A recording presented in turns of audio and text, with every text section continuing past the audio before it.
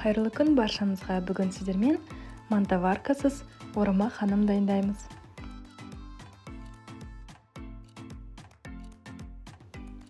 Сковородкада осындай тәбет ашарлық орама ханымды дайындағыңыз келсе, видеоны соңына дейін қараңыз.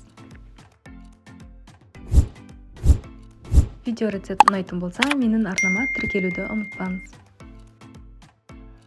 Ең алдымен орама ханымның қамырын илеп аламыз. Ұнды ыдысқа електен өткізіп саламыз.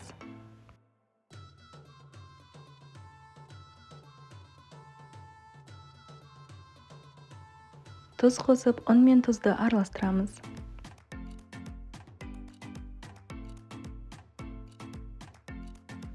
Оның үстіне жұмыртқа және де суды қосып, қамырымызды илейміз.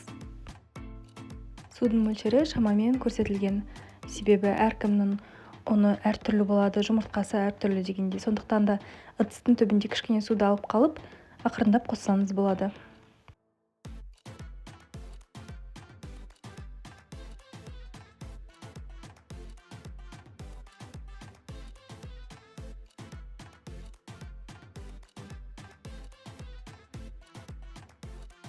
Қолға жабыспайтын қамыр илеп, оны 15 минутқа тындыруға алып қоямыз. Енді орама ханымның салмасын дайындаймыз.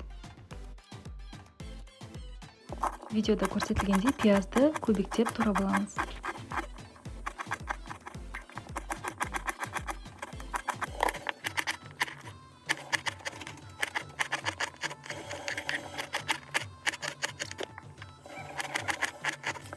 Тартылған етке пиязды және де қалауларыңыз бойынша дәмдеуіштерді қосамыз.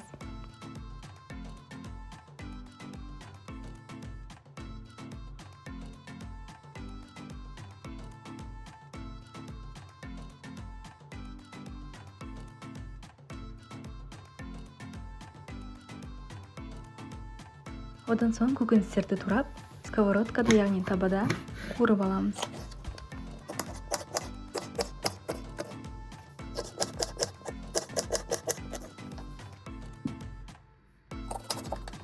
Пиязды жартылай дөңгелекше етіп тураймыз. Сәбізді осылай үкіштен өткізсеңіз болады.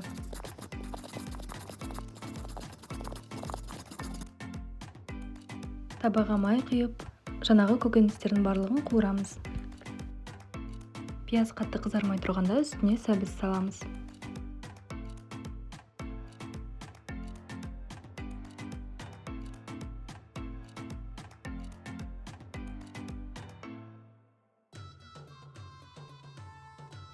Пияз бен сәбіз қуырылып жатқан кезде қызанақты көбіктеп турап дайындап аламыз.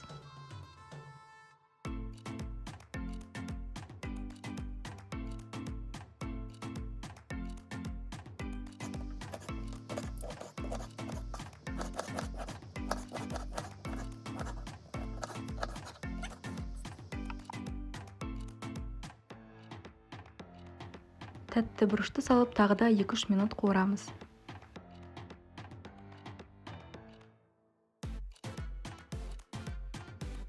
Қалауларыңыз бойынша дәмдеуіштерді қосасыздар. Мен тұз бен қара бұрыш қостым.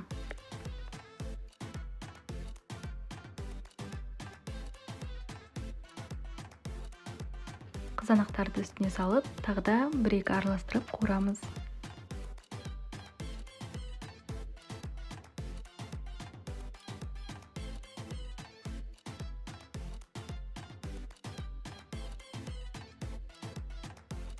Осы кезде қамырымызды ақырындап жайып бастасақ болады.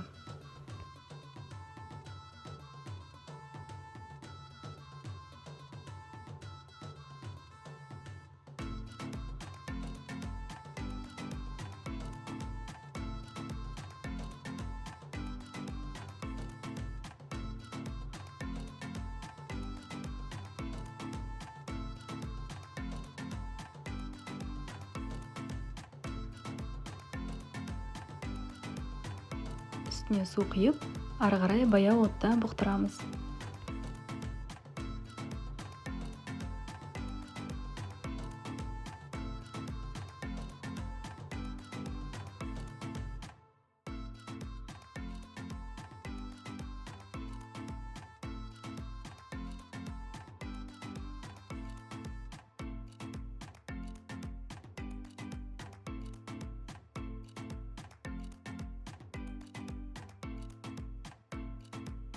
Қамырды жұқа етіп жайып, үстіне май жағамыз.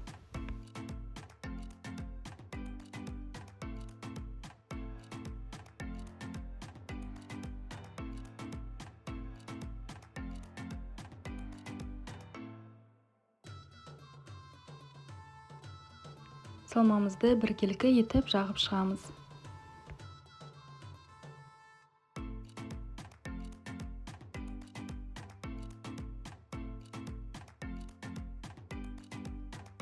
Барлығын салып болған соң, ары қарай рулет тәрізді ораймыз.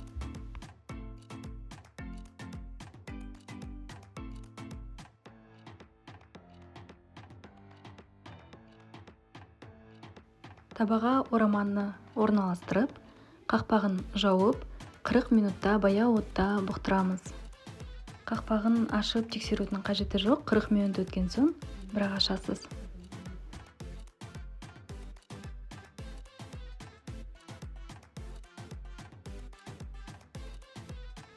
40 минуттан соң біздің орама ханым дайын болды.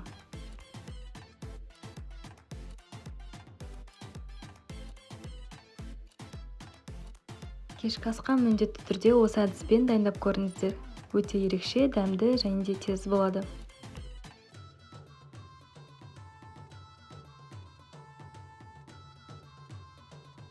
Ұсынған кезде осындай үлкен табаға ораманы салып, ортасына салманы орналастырып, осылай кесіп ұсынсаңыз болады.